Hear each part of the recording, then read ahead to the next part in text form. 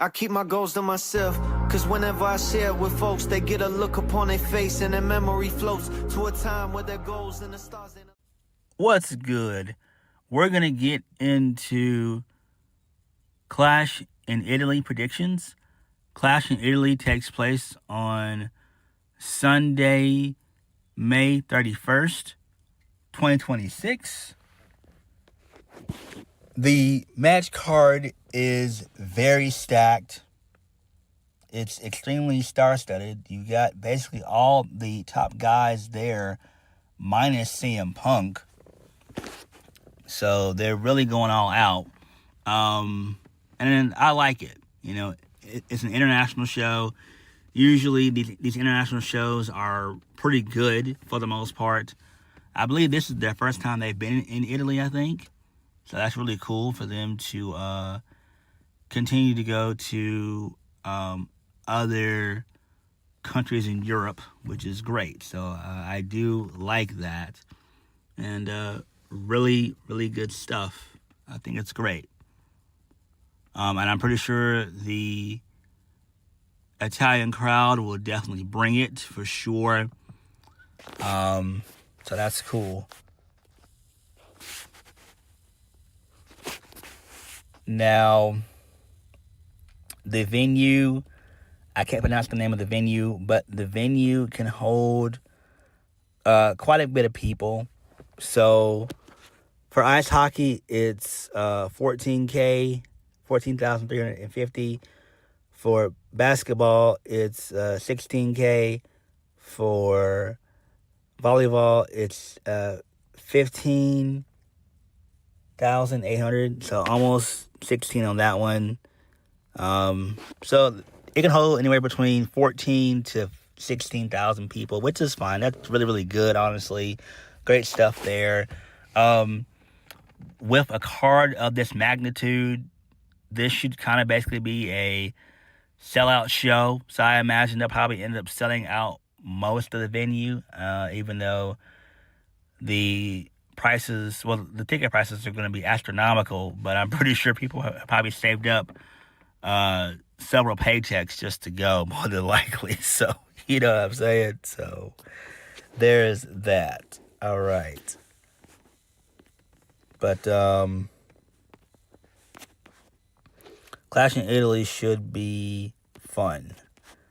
Right now, as of the time of recording, we only have 5 matches. That could change. We could add another match, or maybe 2 more matches if Triple H wanted to do it.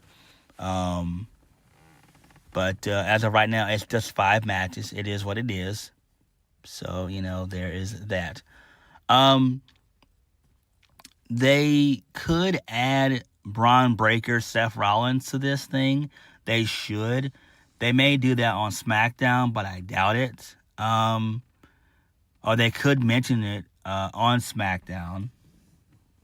So hopefully that is the 6th match that gets added to the card. Now, we're just getting 3 matches on the ESPN app, and then there are 2 matches that are going to be on free television, which is fucking insane. Cody Rhodes and Gunther, that's going to be on television. That's going to be on ESPN for free. And the second one that's going to be for free is Becky Lynch versus Sol Ruka for the Women's Intercontinental Championship. And that is fucking weird. It's like, this is weird. Why would you not have those 2 big matches on the actual card where you have to pay to watch them, you know, on ESPN Unlimited, right? I don't know. To me, it's weird. And I think with it being on television, especially Cody and Gunther, let's just start there for predictions. Cody Rhodes is more likely going to win and retain. I don't see him losing. I mean, again, what sense would that make for Cody to just lose to Gunther? Especially on television, mind you, right? Like, that wouldn't sit right with me, honestly. Like, it'd be different if this was like the co-main event or whatever of the show. Then I could see Cody Rhodes losing there. But I don't see Cody losing. I just don't. Maybe we see Baron Corbin show up. Maybe more than likely. He does have ties to the division, in Braun Breaker. So maybe he does show up. Maybe he's the one that, possibly attacks Cody after the match with Gunther. So I do expect for Cody Rhodes to retain. It's going to be a banger. It's going to be a long match, though. But I think Cody's going to walk away with the victory, and then we'll probably end up seeing Baron Corbin show up and assault Cody Rhodes. And it's going to be Baron Corbin versus Cody Rhodes at some point. Maybe you do that match at Saudi in June. Because Cody needs some new challengers, and Gunther's not it. We've been there. We've done that song and dance before. It's time to move on to a different fucking thing. All right. Moving on from that. The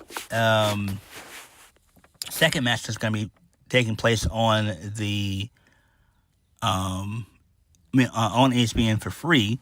That's going to be Becky Lynch versus Sol Ruca for the women's Intercontinental Championship. I expect for Becky Lynch to retain. I don't see Sol Ruca winning. I do foresee this feud being for a couple of months, and then maybe you have Sol Ruca end up winning at some point. Maybe whenever they do Money in the Bank, maybe that's where Sol Ruca ends up winning the match there. She wins the title there. I think that would make the most sense if you ask me. Becky should clearly win this. Maybe she cheats to win. And that way we can continue this going into Saudi. And then in July for Money in the Bank, we do Becky Lynch, Sol Ruca to end the feud and some type of specialty match. So hopefully that does happen. Moving on from that, this leads us into Rhea Ripley versus Jade Cargill for the women's championship. The WWE Women's Championship. Rhea Ripley's going to win. Why would she lose? She just got the title last month at WrestleMania, so she's not going to lose that. I do expect for this feud to continue. It probably won't end until Saudi, so this thing's probably going to be able to go on for another month and something until we get to Saudi. So that's where I think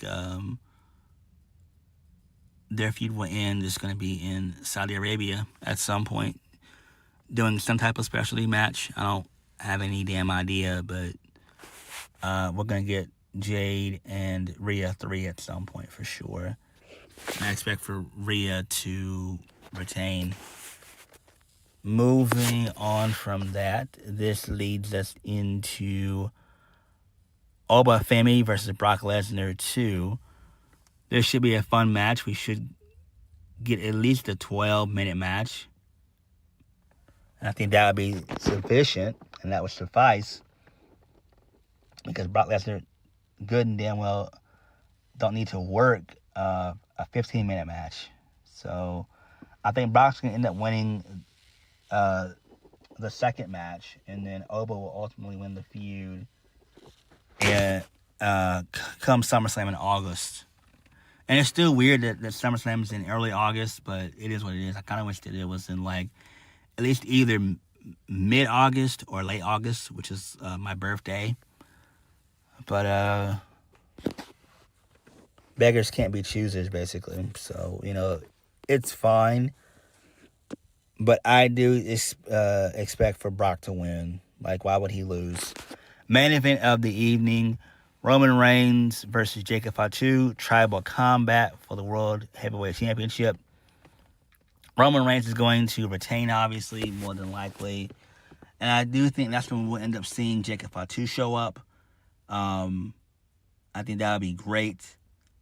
Because what do you do with Roman? What's his big plan for SummerSlam? Again, I don't like it, but what's going around in the rumor mill and what's circulating is it's going to be Roman Reigns versus Seth Rollins. So that's a possibility that shit could happen. Hopefully it doesn't, but I wouldn't be shocked if Triple H does end up doing some shit like that. I mean, he's a fan of both Rollins and Roman, if you can't tell already. So I do think that maybe Roman, it's going to be Roman and Steph at SummerSlam. Hate to say it, you might as well go ahead and get it over with now, honestly. I mean, SummerSlam's in early August. You might as well go ahead and start that build anyway, you know. But it is what it is. But I do expect for Roman to retain. And then maybe Zilla Fatu shows up. And that way we can still continue this. But I think this will be their final match. And Solo will basically fall in line, which is fine. So, it is what it is. So, yeah. But I am excited for the show. I think WWE is going to deliver. They need to, and they should. We should get 2 surprises in Baron Corbin and in Zilla Fatu. I'm more positive on the fact that it'll probably end up being Baron Corbin showing up, maybe. But, I mean, you could do, 2 surprises. You can do 2 surprises. You can always, walk and talk and chew gum at the same time. So we should get at least a couple of surprises. I expect for there to be some King and Queen of the Ring announcement on this show as well. So, there is that. It starts early, though. It starts early in the afternoon, which is great. It starts at 2 o'clock anyway. That's good. So that's really, really good there. And then from there, we go into the European tour, because Raw's going to come on early on Monday. It'll come on, I think, at 2 p.m., which is fine. That's pretty good there. Get to watch, Raw early, which is always a good thing. So there is that. All in all, I am excited for Clash in Italy. And hopefully we do get some surprises. So I'm going to go over the predictions again. Cody Rhodes will retain the undisputed WWE Championship against Gunther. Baron Corbin will more than likely show up either on this show or the following Smackdown. Let's go with that one. Rhea Ripley will defeat Jade Cargill to retain her title. And we're going to go into the rubber match, which should take place in Saudi Arabia. Becky Lynch will retain the Women's Intercontinental Championship against Sol Ruka. Brock Lesnar is going to defeat Oba Femi to continue their feud, which is going to more than likely end at SummerSlam. And the main event of the evening, Roman Reigns, Tribal Combat, Jacob Fatu. Roman Reigns will win the match, and maybe Zilla Fatu will show up and get involved in the match. And Jacob will eventually fall in line. So, there is that. But what are your predictions for Clash in Italy? And are you guys excited for the event? Let me know. Like, comment, subscribe. Peace.